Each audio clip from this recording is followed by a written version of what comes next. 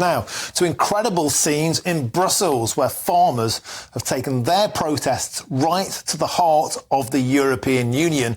And viewers on GBNews now can see some dramatic pictures from the Belgian capital. And the question is, could we ever see British farmers do the same on British soil? Well, joining me now is British farmer Will Sawbridge. Will, welcome to the show. A huge revolt, outpouring of frustration in Brussels, spread across from France and from Holland and in Italy, other countries, Germany as well. Sick of net zero targets, of red tape, of having punitive, tiny profit margins, and there's a huge revolt across Europe. The question is this: could we see a similar thing ever breaking out on British soil? Well, sir, my answer to that is it did happen in 2002, year 2000, when David Hanley was the fuel protest. Blair was in power. He came along, and the army got involved, and the whole thing was squashed.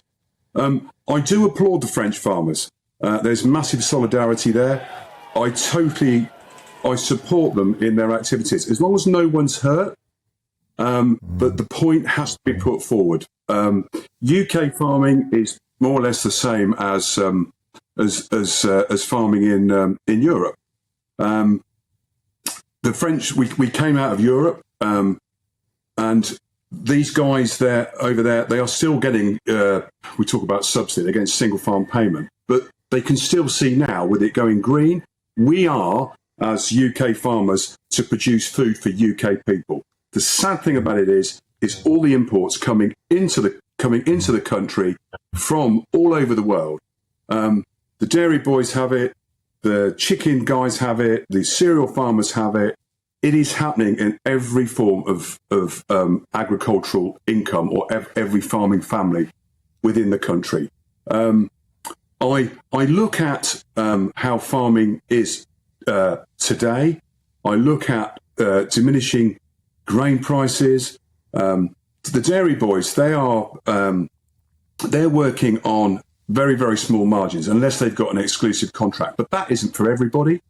You have powdered milk, powdered eggs, all being brought into the country. And what it's doing is it's just giving the UK farmer a big kick. And I have meetings with I was in a meeting on Friday last week with Theresa Kofi. There's a guy called Sandy Capilla from the RPA who I applaud, actually.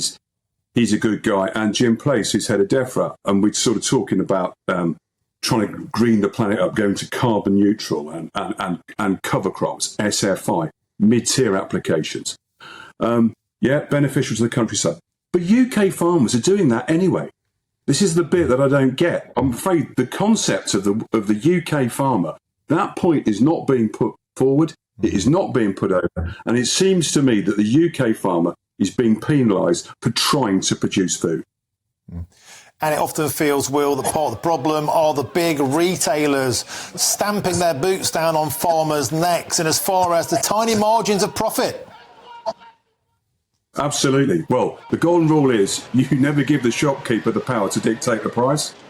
We've been through COVID. We've had Putin invaded the Ukraine.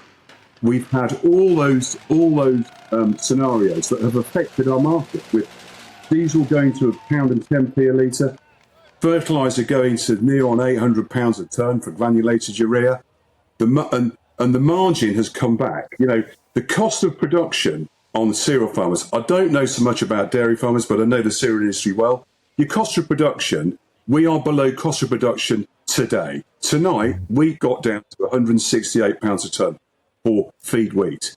I'm sorry, but there's no money in that. There is no money. Going back to your single farm payment, in France, they still take a payment from the government. Ours is diminishing. We have one payment, and we have two more for next year and the year after, and then we're out. So the job is done.